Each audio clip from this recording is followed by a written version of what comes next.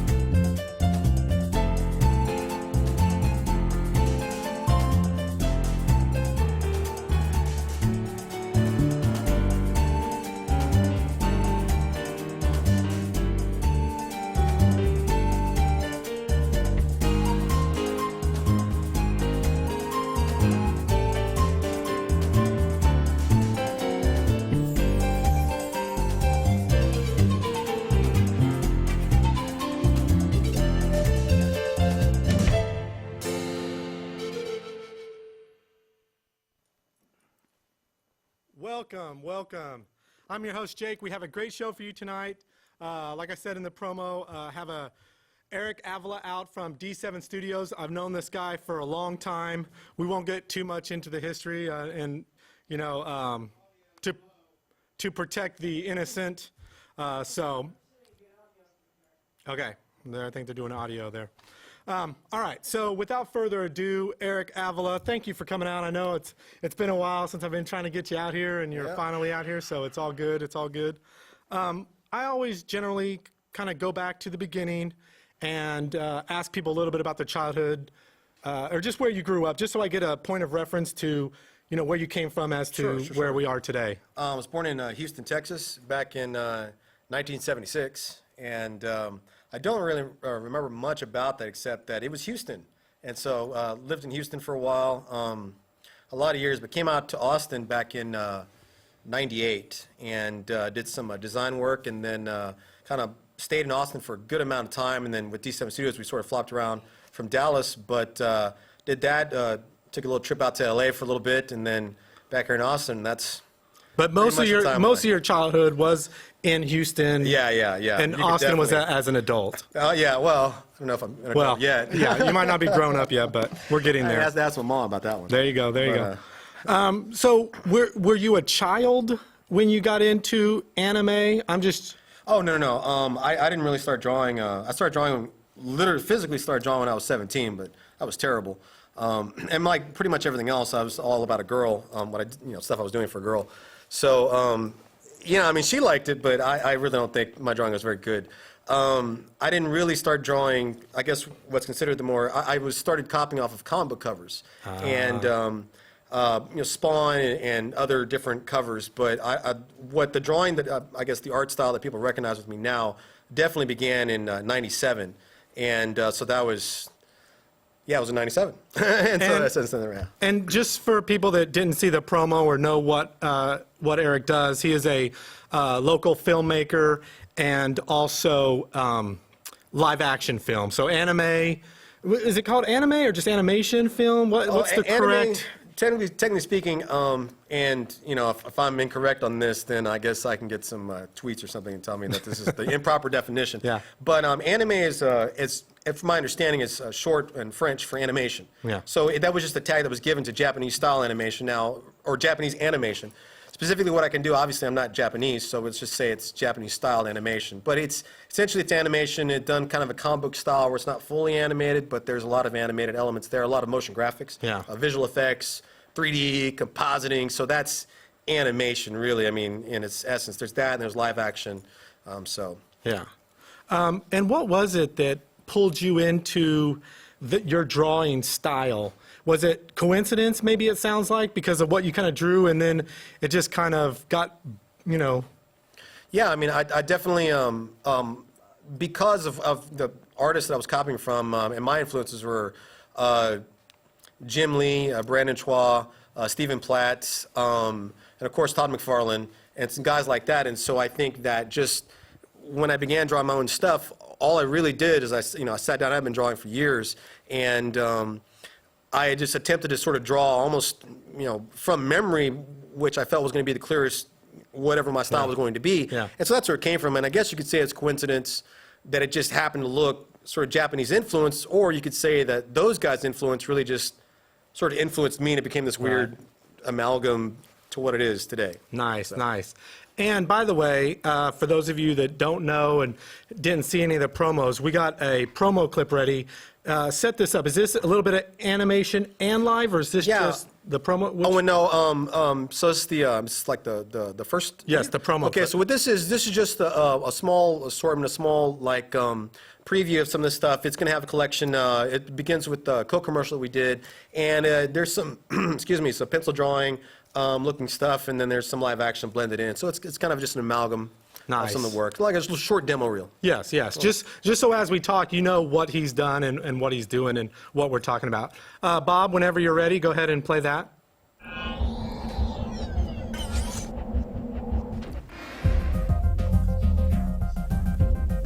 Hope he has the audio.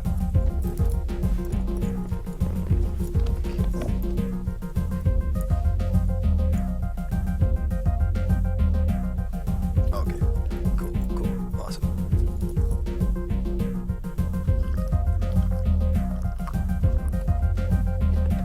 Scoot up a little bit. All right.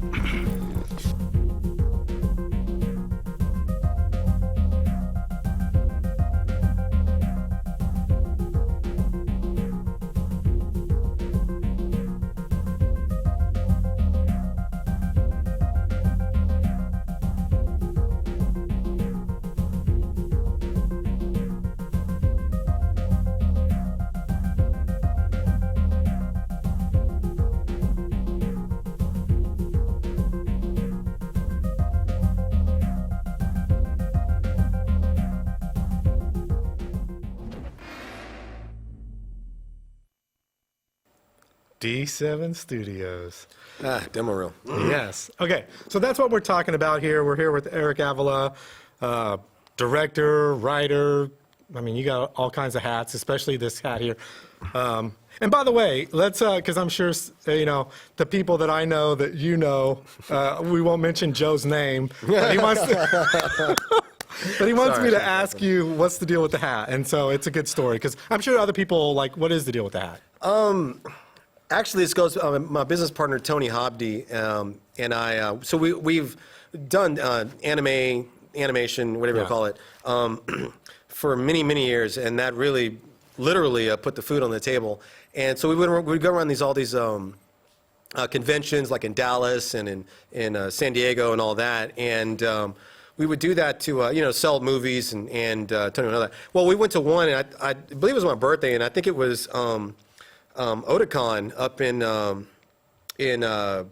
Baltimore, and it was a really big convention, and I believe it was that one. It might have been the one in Dallas, but I think he actually bought it for me twice, to his endless misfortune. But hi birthday, here you go, here's this hat, and then I wouldn't take it off, and he's like, why don't you take the hat off? And I'm like, because I like my shadow, I have the shadow I throw on the ground. In truth, I think. You know, I think And it's a talking piece for sure. it is. Yeah. The one thing, people, self-expressionism and all that, but Yeah. ultimately at the end of the day, I think that, I mean, if I'm an artist, I'm going to be an artist. It's kind of like you just sort of feel like you're always in the world, like in that when you Yeah. see yourself. Yeah. And that's important when you're not making any money. Yeah. You know what I mean? You want to You feel kinda like, play a character. hey, at least I look interesting Yeah, because yeah. I'm not making any money. Yeah. But yeah. So Nice. it's born of creativity/poverty. There you go. So Hey, those things. You come know, you together. got to play a character. It's a nice little blend. It works well. It is definitely, something that is recognizable. Like when I see your videos or what happened, whenever I see you, it's very recognizable when I see you with the hat. So anyway, there you go, Joe. So we met a long time ago, probably what, 2005? Yeah, it could have been. 6? Actually, it was probably earlier than that. It was definitely earlier than that. It's probably 2000, maybe 2003, something like 2002, 2003, somewhere in there. Yeah. And Maybe. we used to work together at a creative agency. So I'm going to kind of, but before that, we'll get into that whole thing because, I mean, this guy was so creative. I remember at the creative meetings, we'd be like, does anyone have any creative ideas? And before anyone could say anything, Avila started spitting out, oh, we can do this and we can do, and he'd give like 5 ideas to hour 1, each. And I'm like, dude, idea hog or what?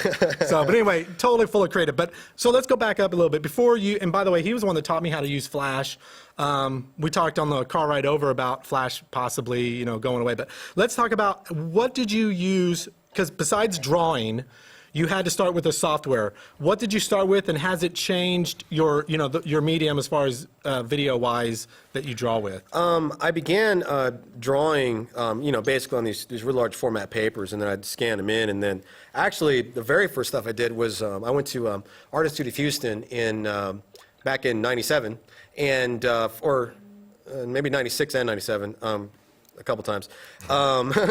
And at the time, I think they had Photoshop, and so I'd scan it in, and like a paint bucket, and Yeah. it's just not a great way to color or draw anything. Tried freehand. That's because that was part of the course. I was taking a computer animation, and so did a freehand. It's a Mac program. I don't know if freehand is now, was it Macromedia or whoever anyway.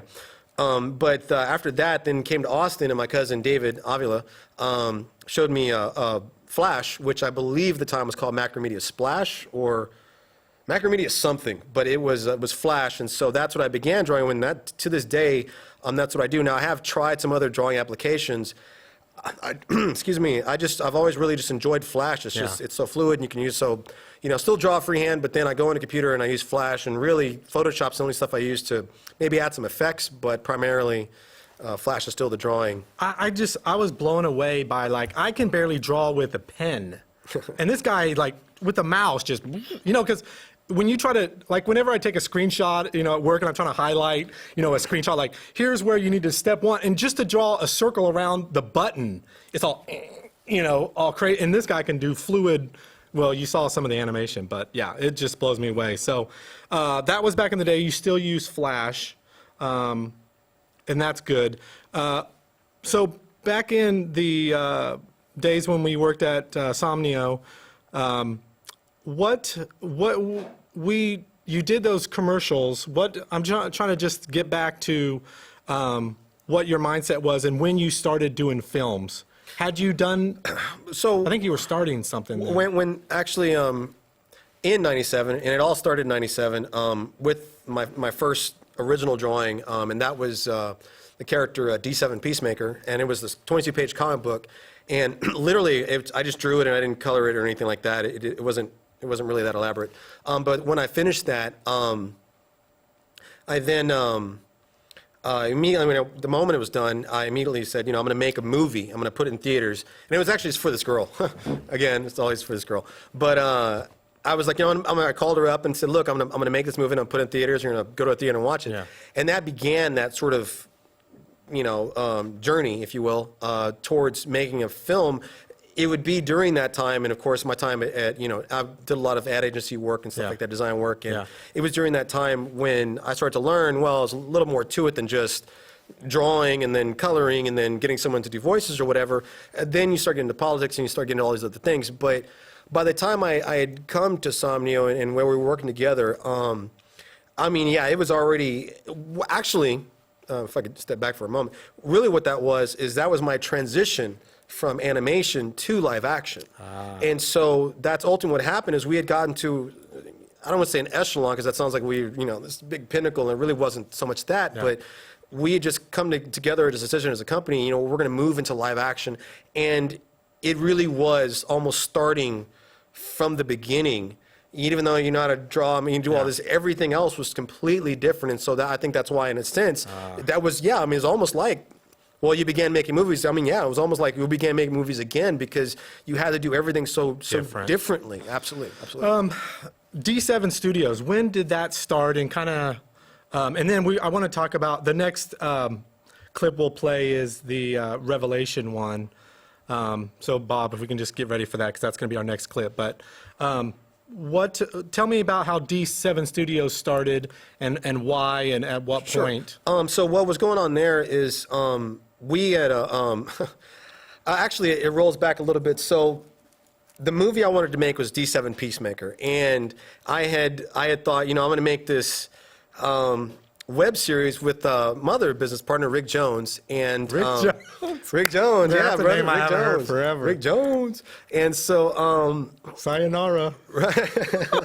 you might be watching this. Yeah, He's gonna sorry, be like, Rick. yeah, you're a dead man. Yeah. We were going to make this like web series in Flash that was going to be all online. So all I was going to do is draw these stills. I had written the script for D7 Peacemaker, and the first movie was stage 1. And it was going to be this, I don't know, like 15-minute series that we're going to break apart in like 2-minute or 3-minute chunks or something to that effect. And it was all going to be online. Yeah. And I got together with Tony Hobby. He actually bought my poster at an anime convention in Dallas called Acon. And we took a ride back, and Tony was like, look, you make a movie, let's, something like that. I think the conversation was something like that. And we were big anime fans at the time. And so then we went we went to try and make this movie, and one thing led to another. And all of a sudden we have retailers wanting to look at the movie, and we had people who were going to put in stores. And I was like, look, Tony, I don't know anything about that at all. Right. And he's like, well, I'll do that. You know what? Let's just make this official. And so we made D7 Studios, and that was in 2001, I believe. That was 2001. We made D7 Studios, and we've been in business ever since, trying to bring it together. There you go. Rick that was the best exit from a company I've ever seen in my life. That was awesome. That was some good stuff. Yeah, there's a handful of audience watching that knows exactly what I'm talking about. That was awesome, Rick. So let's play the Revelation video and then set this up. This one was the first.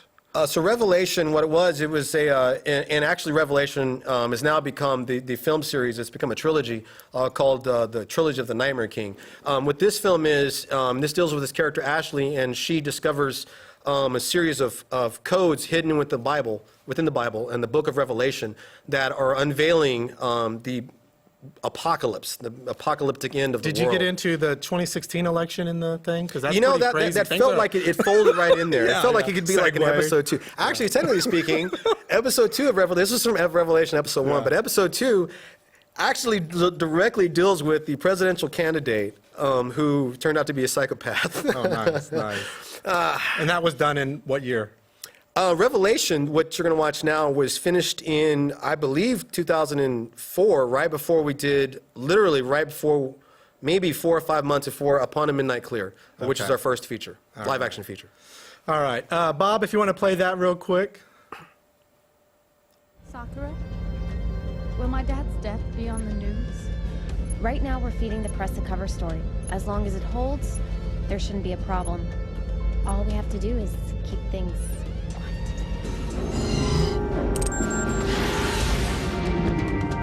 Warning, incoming missiles from southwest heading. What's going on?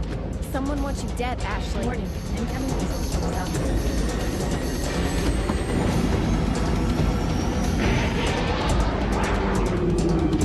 This is Sakura Gray. We're under attack. Error. Communication denied.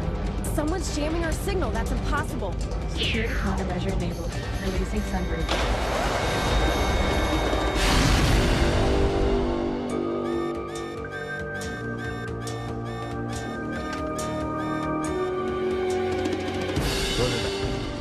Squadron A, separate. Coordinate B, in the air. Let's go. Move it. Roger that. We're heading out. All squadrons on my niner.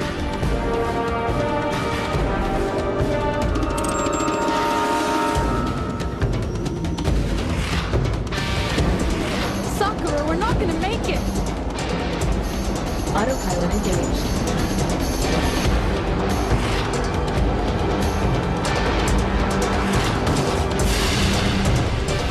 Sir, we've got an ETA of 2 minutes.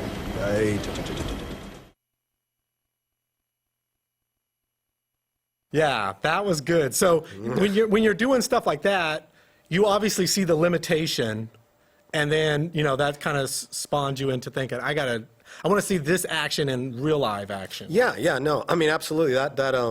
We from D7 Studios, we actually went out to LA, to San Diego, and we had a lot of meetings and this, that, and the other. We've been very fortunate to have a lot of connections with film studios and all that.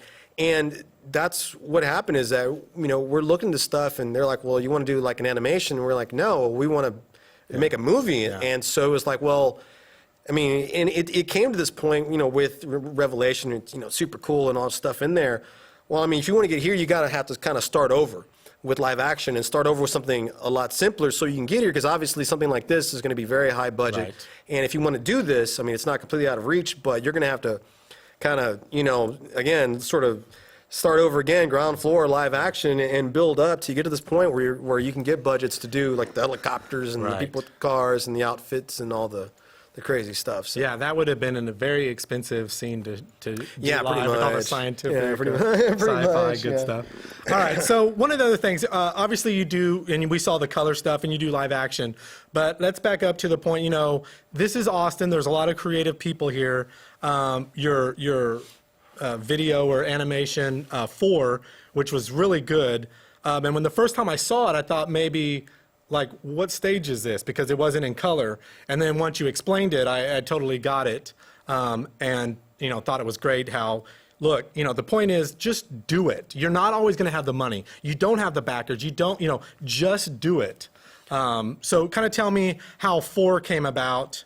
Because I think that's a cool story. Right, sure.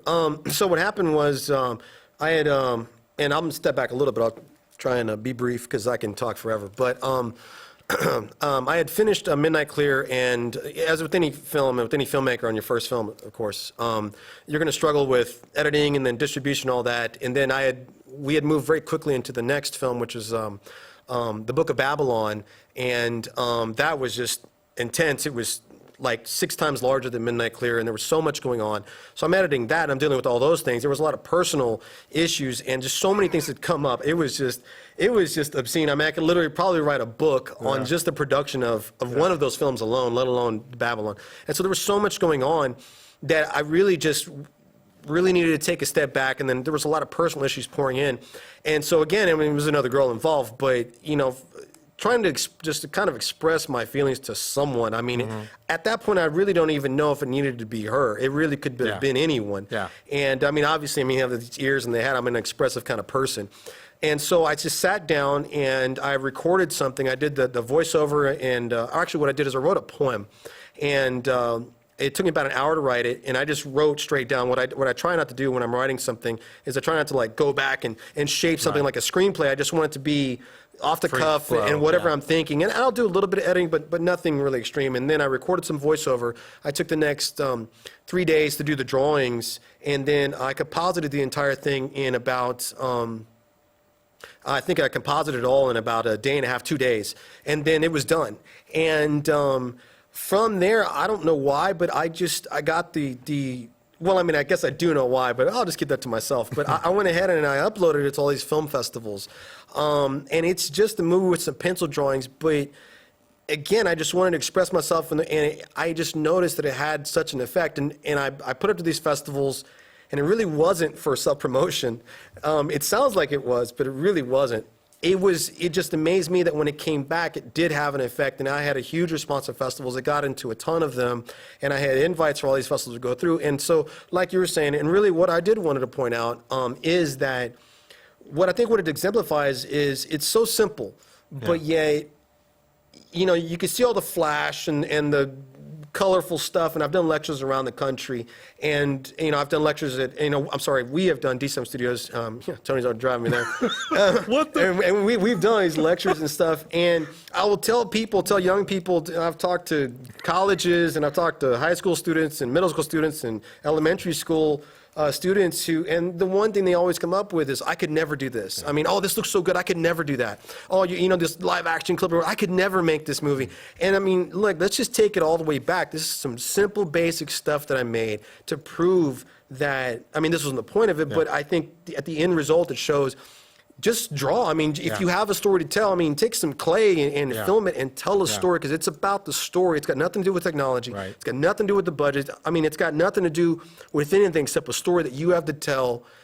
And in your best way, in the best way you can, just put that out there, and the story is everything. And if you do, I feel that hope anyway, that this story, this little clip shows that you can move people emotionally, and you can make a difference. And that ultimately is what, for me anyway, as a storyteller, that's my goal, is to make a difference, to change hearts, to change minds, and be effective in that way and make an emotional impact. And I was able to do it with some pencil drawings, something that I put together in literally about a week.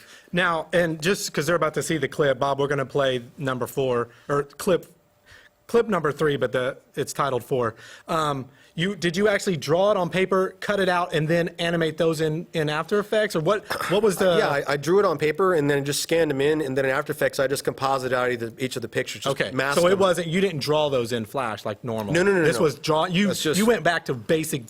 Yeah, that's you can't get more simple than that. It's basically some drawings. They're scanned in, they're masked out in Flash, and there's just some little color effects that were in Photoshop, and that's it. Yeah. Yeah, well, because sometimes people use creative things, but they make it look, make it look old school. Oh, yeah. Do it in high tech and make it look old school. No, this is low school. Before we play that clip, we're talking about working together in that time period. Do video games ever inspire you? And back in that day, WoW was huge, World of Warcraft, and we were totally into that world. Does that play into your design? Because you definitely have a design, a different design. It's unique.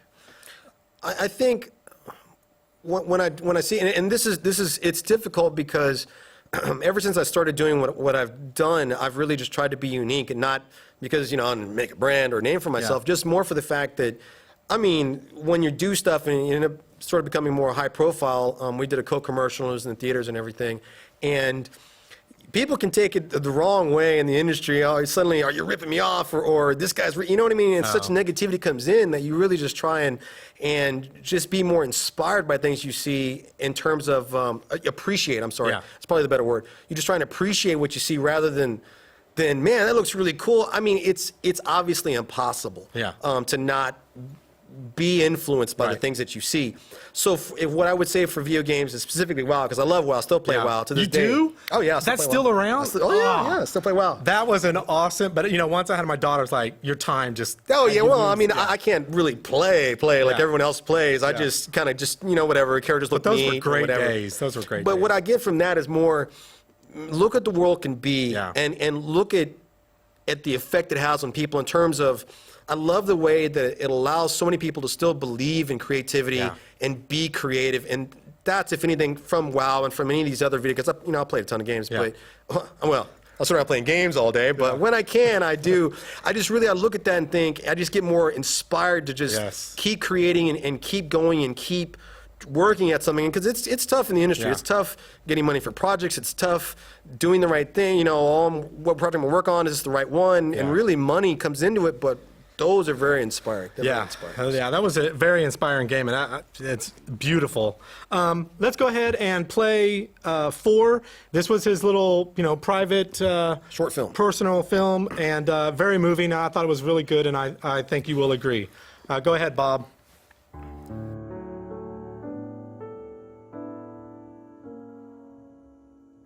There was once a town like any other, tall, straight, and dark. The people all walked to and fro, minding their own business. Each one perfectly content to be, and perfectly okay with barely being able to see. Because in this town, like any other, they wore hats, all of the same kind, shape, and color. For no one gave a glance or batted an eyelash at the sheer notion of change or simple things like variety, because what they so adored was being alike, perfectly the same, without any difference or change. Everyone except for him. At least they thought it was him. The annual books of tax listed someone who would be referred to by his ID number, 4. 4 was not like the others, so he was ignored. As his choices were, let's say, different. His outward appearance was impossible to not see. 4 dressed in white with a hat that glowed in the night. Not thick or full, brown or black, it was white, and in the shape of a cat. People passed to and fro without a worry of where to go. Yet 4 did wander on his way. Let's see if something new can happen today. So on his way to work one day, he happened upon the most interesting thing. In an alley behind a local store, he saw something he had never dreamed of before. Could it be true, or did his eyes deceive? It was another hat, just like the one he wore, unmistakably. How did this happen? How could it be another one like him in this town of conformity? For number 4 knew all too well, because of his differences, there was not a place for him to go. Not a single place in town he could dwell. If I'll be alone on this snowy night again, I will find the owner of this hat and return it to them. So he drove and he drove and he drove into the night. He drove till the moon was his only nightlight. The farther he drove, the more he wondered. Did I misread what I read? Maybe I went too far. Maybe my imagination, maybe a cruel trick.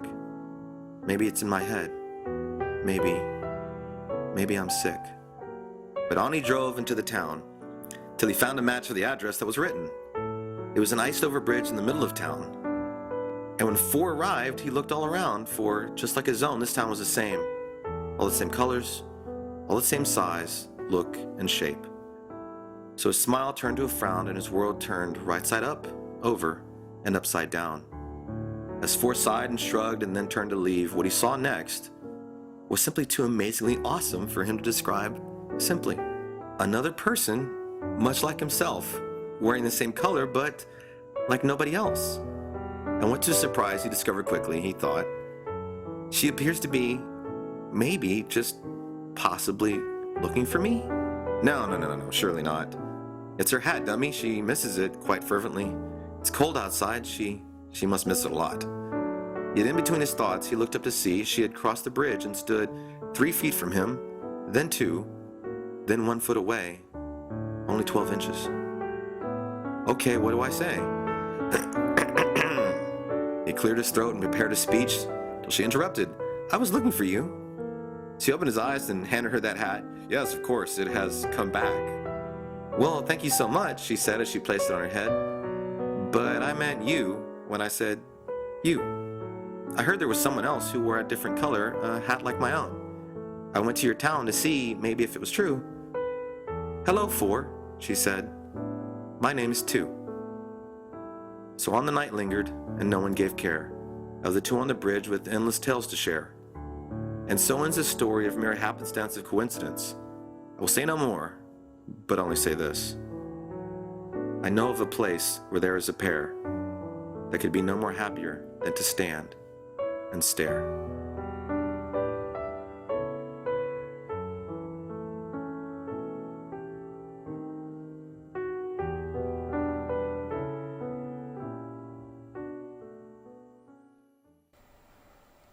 Nice, nice. Did you play that piano track? No.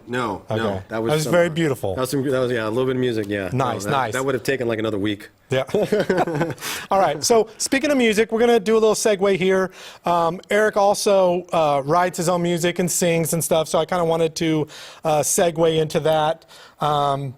Other than just singing for fun, do you also sing for your movies and stuff, or is this just completely separate outlet for you? It's a little different, but now it's a little different, but it's become a little connected. Have a band, have an album you can, and that's out there, called D7. I'm sorry, my band's called D7. The album's called Because, and it's out there. If you look for it, you can find it. And made 2 of them and working on a new one now called Taylor Won't Take Anymore. And That originally was just kind of for kicks, but now a lot of some of the songs actually that I've been, I would go out and play and do whatever, or the songs that are going to be on the album actually are kind of on the soundtracks of some of these movies.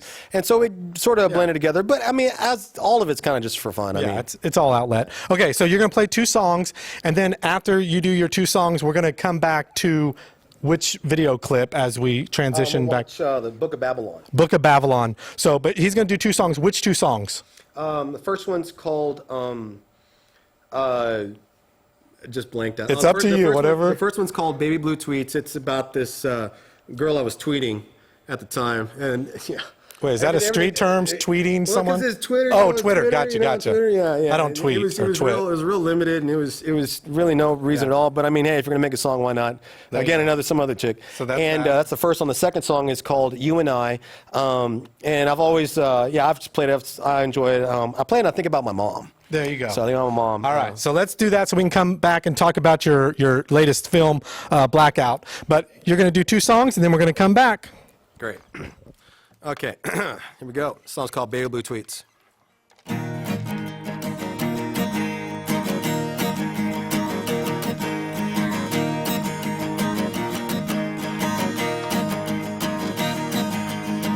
I'm in love with the girl with the baby blue tweets, 'cause she likes to tweet me constantly. And I want romance, she wants distance, and that's why I love the girl with the baby blue tweets. Merry-go-rabbits and rockets, don't leave me here broken-hearted. And after September, it's one kiss, orbiting moonlight, promise like this.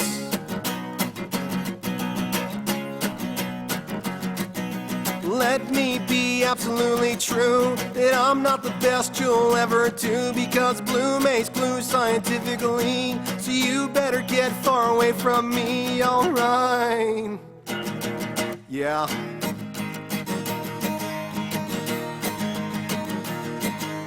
Give me a moment while I try and breathe, 'cause every night I see her in my dreams.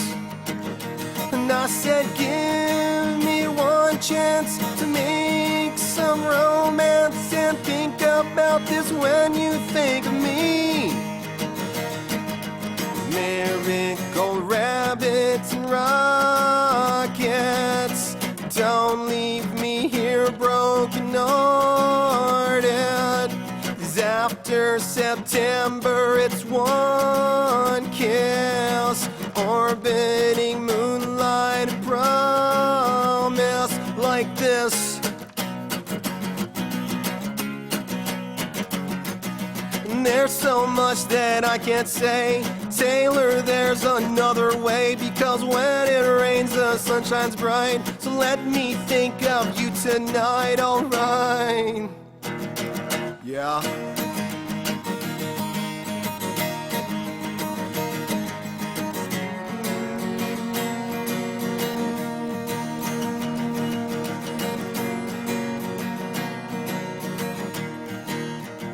Rabbits on the moon, rabbits on the moon, rabbits on the moon, rabbits on the moon, rabbits on the moon, rabbits on the moon, yeah.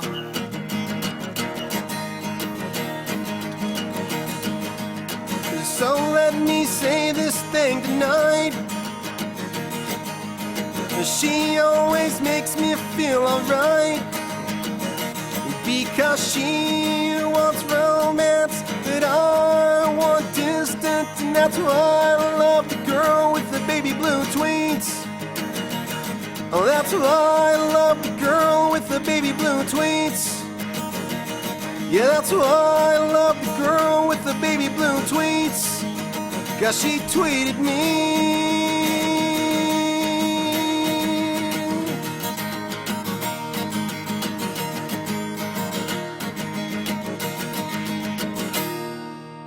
Thank you.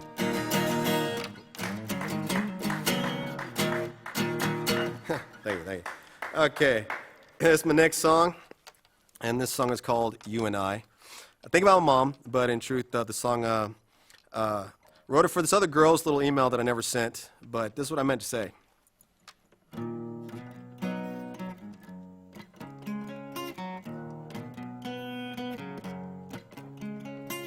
We never know exactly why there's fire burning in the sky. The man in Iceland is all alone, but if we listen, he won't be scared anymore. 'Cause it's you I adore. The silence is so deafening, and said the Count of Misty. He wrote a ballad for the Queen of Parador. Always so close now, they don't talk anymore. But this is what he wrote her. There was a castle in the sky where lived two people, you and I, where you would walk and I would stroll till night was day and warm grew cold. But looking down to the world below, you would ponder, but I would know that in the castle in the sky there was no better place for you than with I, for you than with I, for you than with I, for you than with I.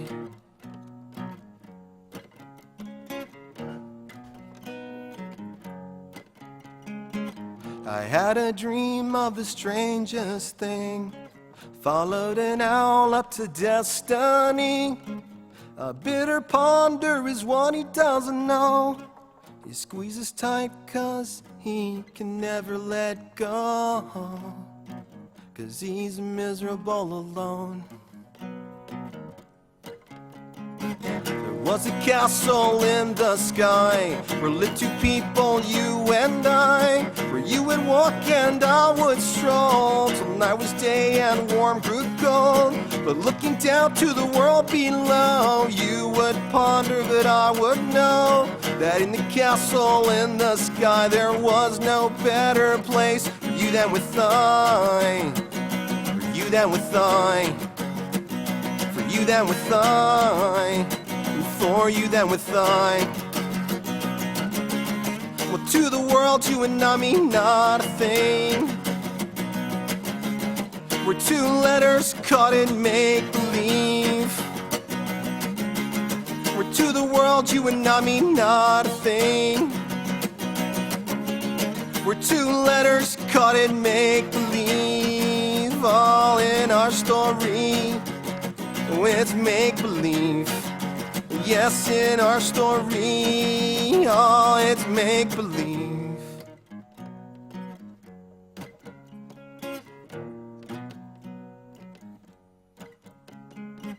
The world goes spinning on and on. You're never safe if you're safe from harm.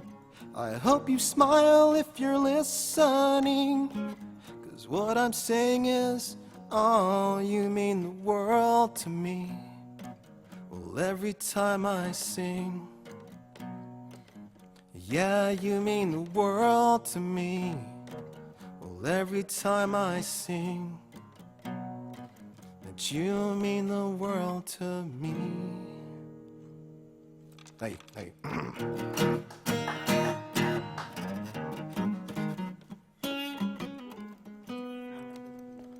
Cool.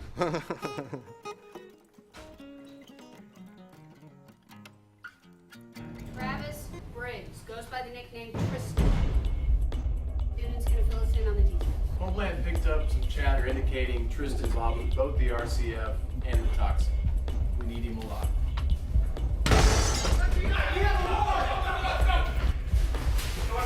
Go right! Clear! Clear! Room clear! On orders! On orders! Copy that! Get out of here now! Newton, what's your ETA? The negotiator will be here in 10 mics. This guy's not gonna last that long. Out of here! Now! I hate Mondays. Copy that. Everyone needs to get out of here! Look, man. Shut up, Riley! You're out of time. No more talking. Hey, look, man. Look, nobody has to get hurt here. Just put the trigger down, and we can walk away. They sent you! You don't even know it, but they did. Shut up, Riley! I'm dead. I'm dead. Oh, hey. Oh, God. Hey. We can fix that. We can fix You're that. not listening to me! Working on a cure. There is no cure for this! They can't be stopped. I know too much. You don't know anything!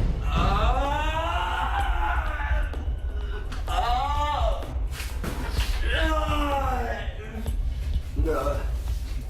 I bet you think a toxin did all this. No.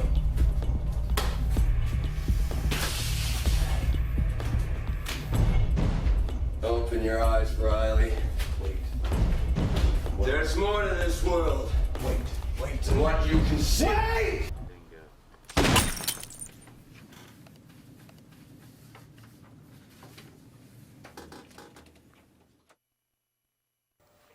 Nice. Yeah. That was Book of Babylon. Yeah. Very good, very good. Okay, so we've talked a lot about the past. Let's get into the future and present. You're doing something that you've never done before, going into a genre that you've never done, but that's definitely going to be a challenge. Yeah. And from what I've heard over coffee, I really can't wait to see this. So, where are you in the process of this? And let's go ahead and do Sure. the spoiler for what kind of film you're doing next. Okay, so my next film is entitled Blackout, and it's going to be this psychological horror film. And the film deals with this college student, not college student, but this young girl, college age. Her name is Karen Fletcher, and so Karen is a anime artist, a little bit like myself, and she's making a movie and it's getting turned into a live-action film, but she's suffering from severe social anxiety, and it comes from her childhood. So she is, while she's trying to get ready to make this movie and deal with everyone, she is seeing a psychiatrist, and she's, her anxiety is getting really bad, and also she's starting to have these dreams or this sense of dread that's growing, that someone's trying to kill her, that someone's coming after her. And so the psychiatrist recommends hypnotherapy. She decides to do it, but during the process she's woken up, and as a result is going to suffer a series of disorienting and debilitating blackouts where she may be standing outside one moment and all of a sudden she's in someone's car the next moment. It's a little more than that, obviously. Gets a little more involved in that. Kind of like some of the kids on 6th Street. Right. And you're like, I was here at a club and now I'm in jail. What happened? Pretty much like that. Yeah. But really, and the More challenge, scary. The challenge is going to be the terrifying aspect. Is creating a film like that, but then also trying to make it scary and not having like stupid jump scares. Just like boo with a bunch of noise going on. And I'm going to try and kind of pay homage a little bit to sort of the movies of the 70s, where you have more of the thrillers, where it's less of a. But there will be blood. Leave a lot to the imagination. You don't have to show it all. Let them imagine. Yeah, some of it. where the terror is kind of like, where the terror is more, man, what if this was me? Yeah. And this is, as opposed to like, oh, there's some demon that's in the window with all these, glowing eyes and, the power of Christ compels you, that kind of thing. Yeah, we're not doing that. Yeah, nice. So with this film, or any film for that matter, what is, because live action obviously is different from animation, because in animation you pretty much play God and you create it, draw it, write it, and edit it. But with this, you rely on so many people. I guess first is funding, or do you just kind of start with the concept? Like what, I guess, concept, storyline, what's the casting, what's the order? It begins with the story. And that's unfortunately what I've learned. I say unfortunately. Everyone has to learn that, but it's all about the story. Yeah. There is literally nothing else that matters. Only the story is the only thing that really matters, and more to the fact that, when I'm making a project, and Blackout, the intent of Blackout is that it's going to go to festivals, but I still make the film or write the film or come up with the idea with the intent that it could play in a theater, not that it will or could ever or will ever, but that's the idea, is that you're always making the best the best project you possibly can. You hold it to the highest standard you can, and Blackout is going to be pretty low funded. But so you begin with the story, and that story's got to be great. It's got to catch anybody. And then once you do that, you're going to go to the screenplay format. Now, what I'm doing now is, the script. And then what I'm doing now is I've begun a little bit of the casting process. I'm looking for my main character. Now, I've worked with so many actors with the other films in the past that it's easier to fill out some of the other roles, where my main character is the most important. So right now, I'm doing a search for my main character. And then from there, during this process, I'm also doing a little bit of design to a couple of basic outfits, and I'm looking out at some of the locations. Once I get my main actress sort of nailed down, that's where I move more heavily into editing the screenplay for the dialogue, and at the same time, hand-picking at locations, because all of it will kind of come together. Locations is a little challenging, because sometimes you could go to someone and you could say, look, I would like to do this location, and they're like, okay, well, when? If you say, well, 2 months from now, it's very hard for them to tell you the schedule 2 months from now. So they really would rather you say next week or in 2 weeks. And so that's why locations, for me anyway, they kind of sprinkle throughout. You nail down what you can, and then you sprinkle throughout. So we'll be doing that. And then as I get closer to making the film, I'll try and start looking at different crew members to come in, wardrobe, all that, and this film I'm probably going to, no pun intended, but we'll have to wear a lot of hats. I can't play drums at all either. I don't even know if that's what they would do. A drummer told me, like, you would never do that. That's so terrible.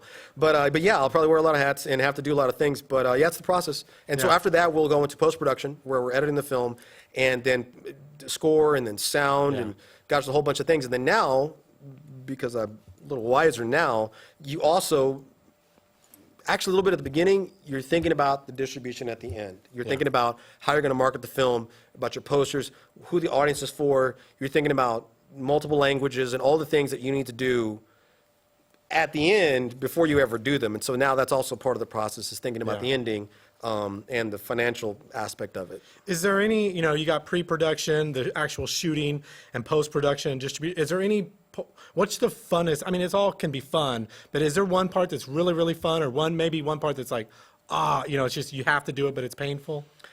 That's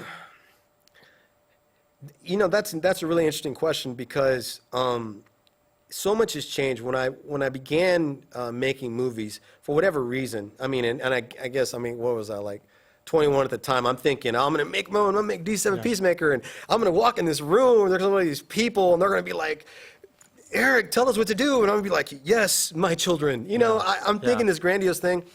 But as the process has gone along, it actually, what it ends up being more like, it's like everyone has these problems, and so you're just like trying to solve everyone's problems. Putting out fires. Really, you are. You have cast people, and they kind of have their issues, and then you have maybe locations, and maybe you have actors, and maybe you have your own editing, and then it starts raining, and then some gear breaks down, and you only have location, and you're running out of time. What are you going to do? And so you're just solving these problems. And the more movies I've made, the problems seem to have started earlier. And I don't want to say it took away the fun, because it's still very fun, but there's almost every aspect of making a film that it's almost now that I've encountered. I'm coming up with a concept. Well, who's that going to sell to? And now you have all these opinions about just from the concept. There's no treatment, there's no screenplay, and now you have all these questions to answer, and you have the issues. And so I enjoy writing the screenplay. I always really do. Obviously, it's just funny because I've been writing so much, I'm really looking forward to being with people. But it's very isolating. I'm looking forward to being on set, being with people, and filming something, and knowing that all the work is built up, and now this is the part where I'm getting the pieces, and when this is all done, I'll cut it up, put together, because I also love editing. But I really am looking forward to filming, and the part that's definitely challenging is the producing aspect, where I'm really making a lot of deals, looking out for people, because you're really crossing your fingers almost the entire time. And ultimately, I would love to tell people, how much money do you want? Oh, I'd love to give it to you, but I can't. Unfortunately, with this movie, I can't. And so that's also makes it really tough. To get good people without paying, Well, to get good people and understand that how much you really appreciate what they're doing, but at the same time that you want to get this done, and you don't really have a lot of money, and then sifting through all that, and of course, same thing with the cast. Man, I want you to jump in on this, and I really wish I could pay you what you're worth, but unfortunately, I'm not at that state right now, Yeah. and that's the struggle. At the same time, though, you get to see your friends, and so Yeah, that's, you just described cable access. We, Burton back there, John back there, Robert, myself, none of us get paid. We all come out here for fun on Monday night. When you were playing, I get up, I run behind the cameras. John, who is the awesome sound guy, he's doing lights, and we're all doing all kinds of stuff. Because you just got to do it. It needs to be done. You do it. And speaking of cable access, do you want to give any spoiler a little bit about what we were talking about, or you want to wait for you maybe like talking about a TV scene? Oh, and because we would love to help you with that. Certainly. So in the opening, and keep in mind we have to stop by 10:58. Okay. Just because I know you can go long. Okay, great. So in the opening of Blackout, the opening scene of Blackout, Karen, my idea is to have the actress Karen actually in this room being interviewed by Jake for her for her animation that she's doing. And so it will actually be a scene in the opening of the film to open it to sort of show, one, what she's doing, introduce the character to the audience, and then, of course, immediately introduce her problem. So I'm looking forward. I think it's really exciting. And this place looks amazing. Yeah. And so I will be interviewing her, much like I'm interviewing you, about her animation film. Yeah. Yeah. But the movie's not about the animation film, it's about her problems. And, being here in the room, and we discover her mental stuff. Oh, yeah. Okay. No, it's gonna be Very right. good. And we got the crew here, we can get them, I can totally see it. Yeah, I know, it's gonna be great. It's gonna be great. Them looking behind the camera, what is she doing? What's she is doing? She crazy? Is she gonna drop the stuff and start freaking out? It's gonna be awesome. Awesome. So that's really fun. And, with the new owners of the TV studio out here, yeah, I've always had a great relationship with Austin Film Society. Yes, so very good. I've always had a great relationship. Okay, so we got like 2 minutes. What's something you want to definitely say about, and by the way, and I think we put your website up there, d7studios.com. Also, before I forget, next week we have the Cuckoos coming out, a phenomenal band. It's awesome. I'll definitely watch. And the week after that is Acro Yoga. Have you ever seen that? No, I don't sound yoga, and it sounds like. If you go to like any of the parks, there's guys, and they rotate the girls. They do that too. It's yoga. Oh, wow, okay. So it's like acrobatic yoga. And they okay. like flip them, and it's really cool. Anyway, so let's 1 minute. Blackout. What? We're going to do some fundraising here and crowdfunding, and I hope you guys, if you check out our Facebook page, or there's a Facebook page out there, and and if you can find more information about that, and I'm really looking forward to it. I'm very excited about it. And City of Austin, get ready. I'm coming at you for a third time with a third film to mess up traffic and get people going, what are they doing over there? Yeah. We're looking forward to that. So we're very excited. Nice. Again, thank you for coming out. I'm glad you got to sing. I got to hear that. I've always seen the videos, but I never golly. I hope the eardrums of the world are safe from my singing. No. But and I'm glad it's fun because what you're doing with this horror film, the other ones are great. And I'm sure it's another feather in your hat. So to speak. I mean, it'll be another little stamp on my ear. But no, I'm excited. I think it's gonna be awesome. So nice. We're just gonna show credits here. But thank you. That was great.